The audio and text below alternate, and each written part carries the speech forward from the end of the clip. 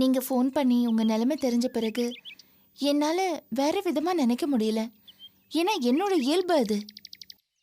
இப்ப கூட சிவதாஸோட குழந்தைக்கு உடம்பு சரியில்லைன்னு ஹாஸ்பிட்டல் கூட்டிட்டு வந்தேன். அப்படி இருக்கும்போது நீங்க உயிருக்கு போராடிட்டு இருக்கீங்கன்னு தெரிஞ்சும் என்னால ஒதுங்கி போயிட முடியுமா? ஒரு ஜீவன் துடிக்கும் போது அதை கண்டுக்காம போக என்னால முடியாது பாஸ்கர். அதான் உங்களை காப்பாத்துறதுக்கு நான் ஓடி வந்தேன். அவ்வளவுதான் அபி. ஆமா, அதை தாண்டி வேற என்ன இருக்கும் நீங்க நினைக்கிறீங்க? இதுக்கு மேல வேற எதுவும் இல்ல Bhaskar.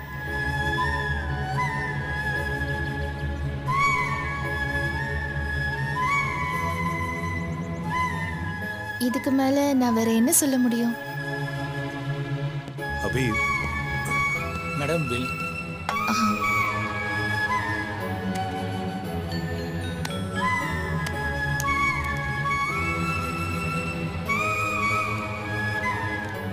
Thank you madam. Thank you. Okay, போலாம் பாஸ்கர். வாங்க.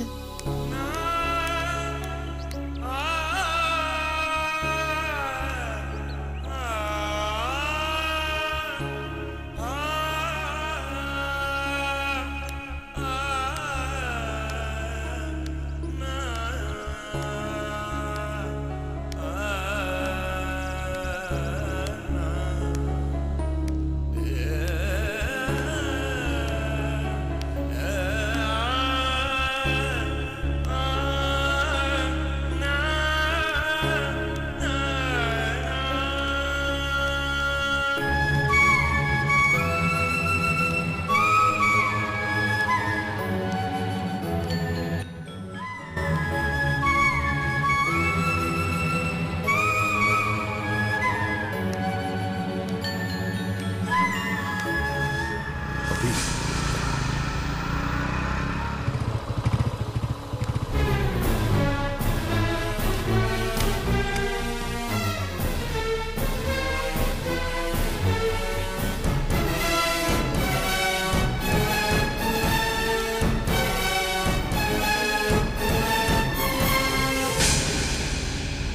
என்னடி இது?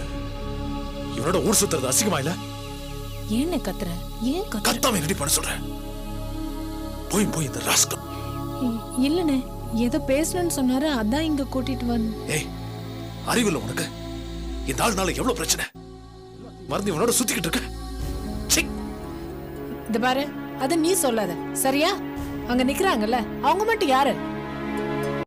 அவங்க வேண்டான்னு கோர்ட்டு கேஸ்னு அலைஞ்சல, அவங்களால நம்ம குடும்பத்துக்கு எவ்வளவு பிரச்சனை வந்திருக்கு. என்ன மிரட்டுறதுக்கு உனக்கு ஒரு தகுதியும் கிடையாது. பாஸ்கர், கைவோங்கிற வேலையெல்லாம் பாஸ்கர், வச்சுக்காத. Please stop it. இது பொது இடம், இங்க பிரச்சனை பண்ண வேண்டாம். வாங்க போலாம். வாங்க.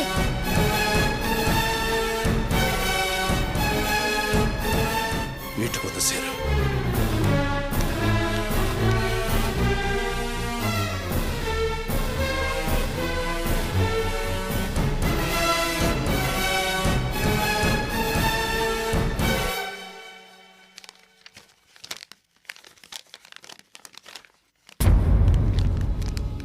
வாங்க. வணக்கம் சார். வாங்க. யார் நீங்க? நாங்கள் பராசக்திலேருந்து வர ரிப்போர்ட்டர்ஸ். என் பேர் பாரதி, இவங்க ஆனந்தி. உட்காருங்க. Thank you sir. சார், ரெண்டு பேரும் மினிஸ்டர் பேட்டி எடுக்கிறதுக்காக போயிருந்தோம். அந்த பேட்டியில் அவர் பேசுனதெல்லாம் கொஞ்சம் தப்பாக இருக்கு சார். தப்பா இருக்குன்னா? ஒரு மினிஸ்டரோட பதவிக்கும் கௌரவத்துக்கும் பேசக்கூடாத சில விஷயங்களை, உபயோகிக்க கூடாத வார்த்தைகளை அவர் யூஸ் பண்ணிருக்காரு. சட்டப்படி அவர் பேசுனது தப்பு. சோ எங்க கிட்ட இருக்கிற டேப்பை ஆதாரமா வச்சு அவர் மேல என்னது? மினிஸ்டர் மேலேயே கம்ப்ளைண்ட்? அது அவ்வளவு சுலபம் இல்லையே. தகுந்த ஆதாரம் இருக்கும்போது ஏன் சார் தயங்கணும்? மினிஸ்டரா இருந்தா என்ன, அவரும் சட்டத்துக்கு உட்பட்டவர் தானே. அந்த டேப்ல அப்படி என்ன பேசியிருக்காரு? அதை நான் கொஞ்சம் கேட்கணுமே. கண்டிப்பா நீங்க கேட்கணும். ஏன்னா நாங்க கம்ப்ளைண்ட் பண்ண போறது அந்த மந்திரி மேல மட்டும் இல்ல, ஆதித்யா பில்டர்ஸோட ஓனர் ஆதித்யா மேலையும். என்னையா இவங்க என்ன விஷயமா வந்திருக்காங்க? இவங்க 2 பேரும் மினிஸ்டர் சங்கரபாண்டியன் மேல கம்ப்ளைண்ட் கொடுக்க வந்திருக்காங்க சார். என்னது, மினிஸ்டர் மேல கம்ப்ளைண்டா? ஆமாம் சார். என்ன விளையாடுங்களா நீங்க? ஏன் சார் இவங்களெல்லாம் உட்கார வச்சு பேசிட்டு இருக்கீங்க? இவங்க மாதிரி ஆளுங்க பேச்ச கேட்டு மினிஸ்டர் மேல கம்ப்ளைண்ட் எடுத்தா உங்க வேலை போயிடும். என்னமோ ஆதாரம் இருக்குன்னு சொல்றாங்க சார். ஆதாரமா? என்ன ஆதாரம்? ஏதோ ஆடியோ கேசட் வச்சிருக்காங்களா சார், பக்கா எவிடன்ஸ் இருக்கிற மாதிரி சொல்றாங்க.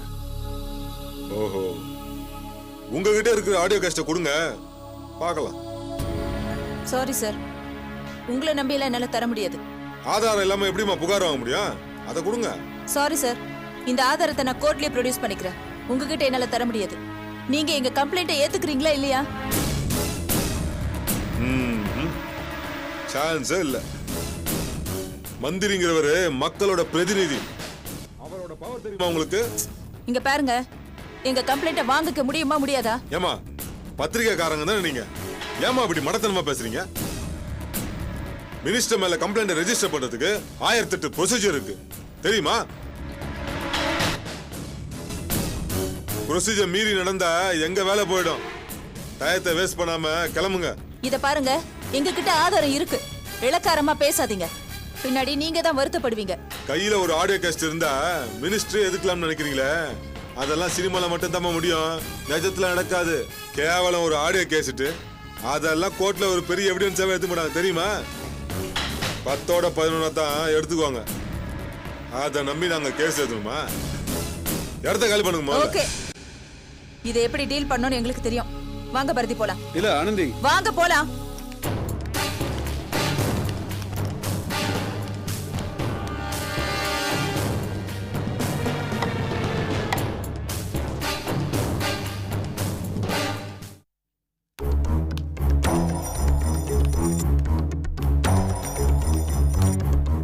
வித்யா, வித்யா, வித்யா,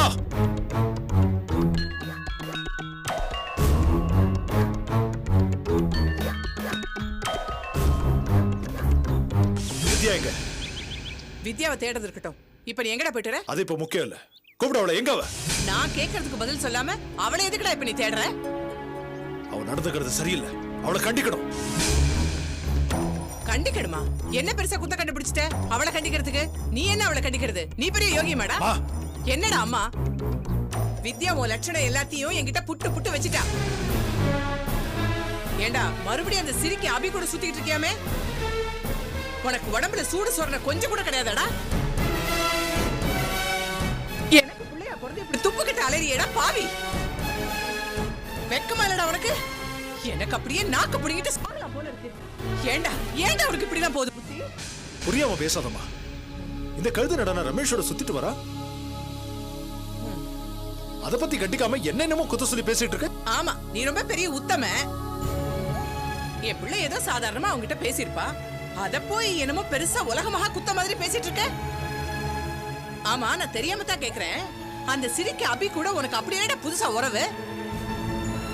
பேருக்காக டைவர்ஸ் வாங்கிட்டு அவ கூட சுத்திட்டு இருக்கியா? அம்மா உளராத. நான் உனக்கு கூத்தடிச்சிட்டு தெரியல. நன்றி சொல்ல போனேன், அப்படியே ரெஸ்டாரண்ட்ல உட்கார்ந்து பேசிட்டு இருந்தோம், காஃபி சாப்பிட்டோம், அவ்வளவுதான். என்னது அவ்வளவுதானா? ஏண்டா அப்படியே புதுசா கல்யாணம் ஆனவங்க மாதிரி உரசிட்டு வந்தீங்களாமே, இதுக்கு பேர் என்னடா? எனக்கு எனக்கு தூக்கு போட்டு தொங்கலாம் போல இருக்கு பாவி. போதும், நிறுத்துமா. எவனோ ஒருத்தனோட நிச்சயதார்த்தம் பண்ணி வச்சுட்டு தறிக்கட்டு போய் அடுத்தவனோட சுத்திட்டு வர, அது ஏன் என்னன்னு கேட்க மாட்டியா? டேய், முதல்ல ஓ முதுகுல இருக்கிற அழுக்க பாருடா, அப்புறம் அடுத்தவங்க முதுக பார்க்கலாம். அம்மா ப்ளீஸ். எனக்கும் அபிக்கு எந்த உறவும் இல்ல. அவ ஒரு காலத்துல எனக்கு மனைவியா இருந்தவ. அவளை பாக்கிறதுல என்ன தப்பு இருக்கு? ஐயோ ஐயோ ஐயோ ஐயோ, கேடுகிட்ட பச்சோந்தியா இருக்கேடா பாவி. என்னடா ஆச்சு உனக்கு? நீ என் மகன் பாஸ்கர் தானா?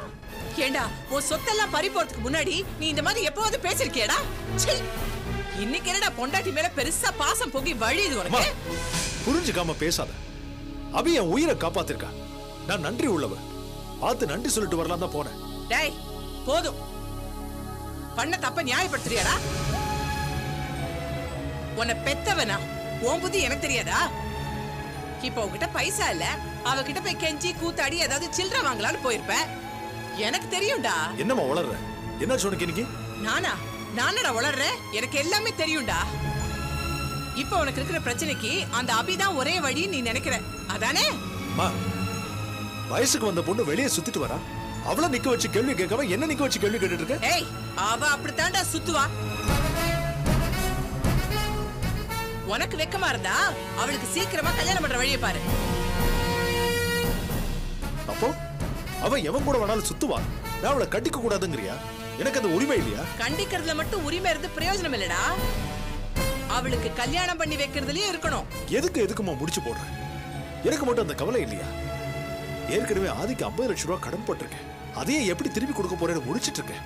இதுல வித்யா கல்யாணம்னா 15-20 லட்சம் ரூபாய் செலவாகும். அவ்வளவு பணத்துக்கு நான் எங்கம்மா போவேன்? எங்கேயாவது போய் எவன் காலியாவது விழு. வித்யா உன் தங்கச்சிங்கிற ஞாபகம் இருந்தா அவளுக்கு கல்யாணம் பண்ற வழியை பாரு, இல்ல வாயை முடிட்டு போடா. அதை விட்டுட்டு அவளை திட்டுறது கண்டிக்கிறதுன்னு வச்சுக்கிட்ட அவ்வளவுதான். அப்படி ஏதாவது பேசினா எனக்கு கெட்ட கோவம் வரும். தள்ளு.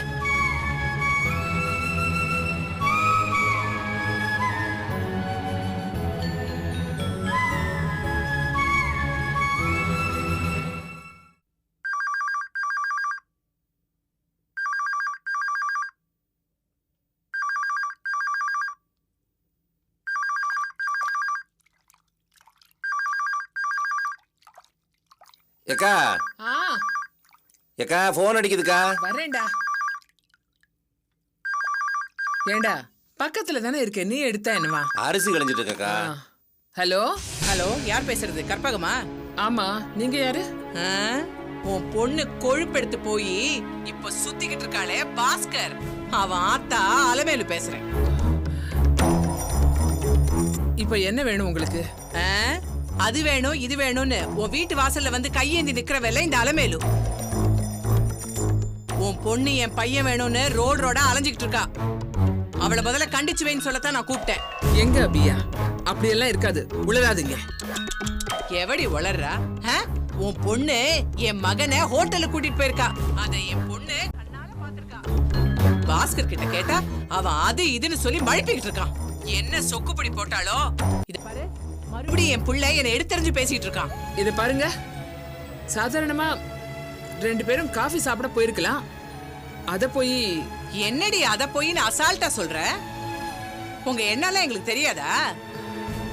பாஸ்கர் நொடிஞ்சு போயிட்டான், நம்ம கையில நிறைய பணம் இருக்கு, 4 காசை கண்ணுல காட்டினா நாய் மாதிரி என் புள்ள அப்படியே பின்னாடி வந்துருவான்னு தானே ஐடியா பண்றீங்க.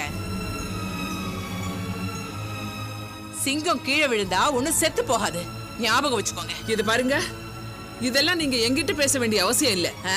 வேற எவகிட்ட போய் பேசுவேன்? உன்கிட்ட தாண்டி பேசுவேன். உன் பொண்ணு கிட்ட சொல்லி வை. அப்படியே என் மகன் மனசு மாறுற மாதிரி தெரிஞ்சது விட மாட்டாடி இந்த அலமேலு. அந்த நாசபுத்து போனவள என் வீட்டு வாசப்படியில காலடி எடுத்து வைக்க விட மாட்டேன். என்ன பத்தி உனக்கு தெரியும், மீறி ஏதாவது நடந்ததுன்னா உன் வீட்டுக்கு வந்து மானத்தை காத்துல பறக்க விட்டுருவேன்.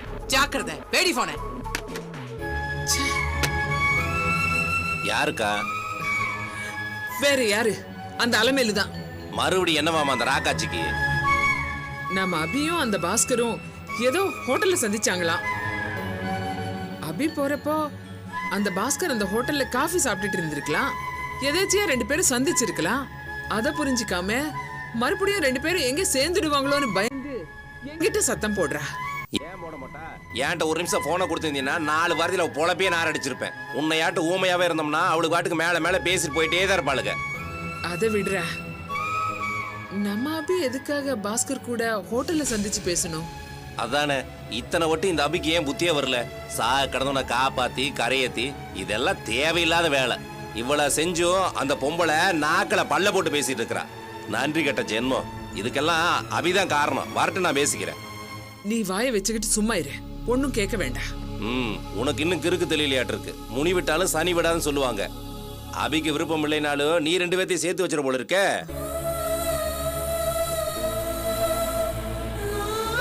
சேர்ந்தா என்னடா தப்பு?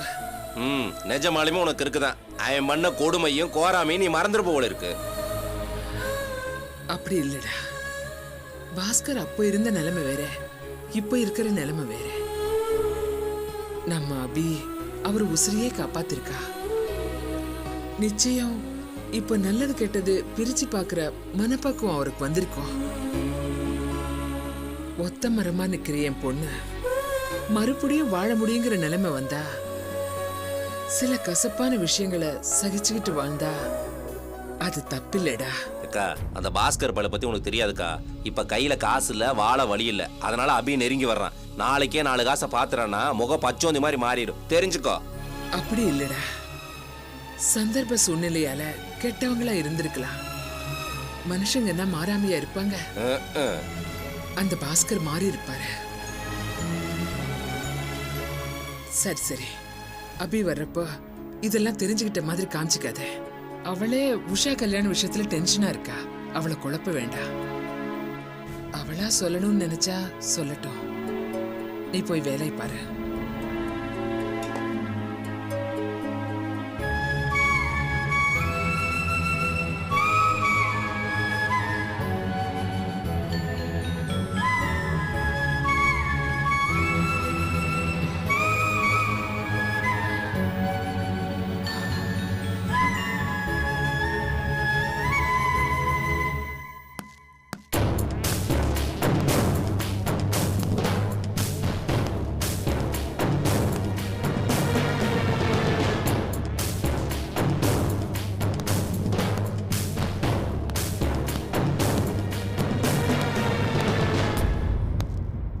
சார் வணக்கம் சார்.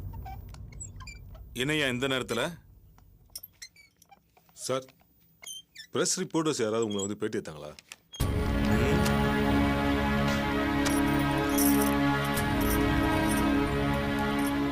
ஆமையா, ஒருத்தி வந்தா. என்ன? அந்த பொண்ணுகிட்ட என்ன பேசுனீங்க? அவ என்னென்னமோ ஏடா கூடமா கேட்டா, அதான் திட்டி அமிச்சிட்டேன். அதை பத்தி ஏன் கேக்குற? சார் அந்த பொண்ணு உங்க மேலயும் மிஸ்டர் ஆதி மேலயும் ஸ்டேஷன்ல கம்ப்ளைண்ட் கொடுக்க வந்திருந்தா. என்னது? ஒரு பொட்டச்சி மினிஸ்டர் மேல வந்து கம்ப்ளைண்ட் கொடுத்துருவாளா? யோ, நான் மக்கள் பிரதிநிதியா, தெரியும்ல. அவளை சும்மாவா விட்ட?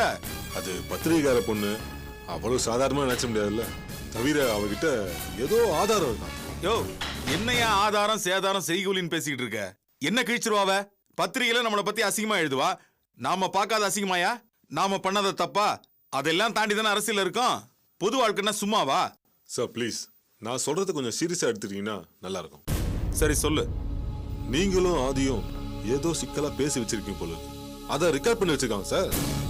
நீங்க என்ன பேசுனீங்கன்னு எனக்கு தெரியாது. ஆனா சிக்கல் வர அளவுக்கு சீரியஸா ஏட கூடமா ஏதாவது பேசி வச்சிருக்கீங்களா?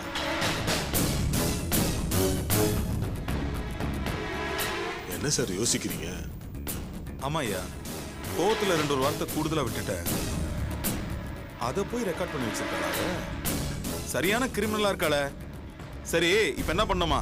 கம்ப்ளைண்ட் கொடுத்தாங்க, நான் வாங்க மறுத்துட்டேன்.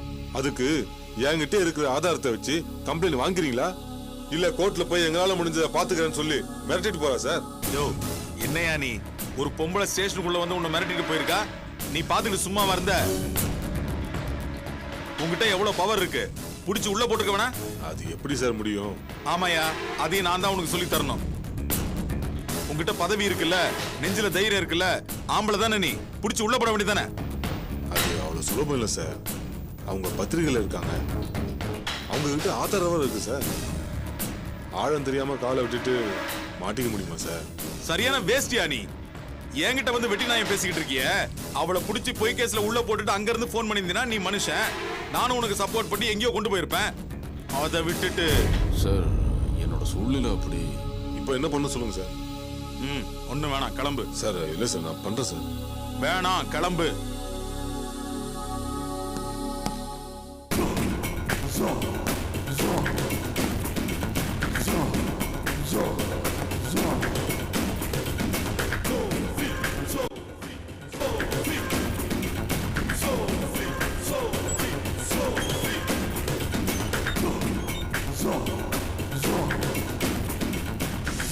யோ விஸ்வம், உடனே கிளம்பி வீட்டுக்கு வாயா.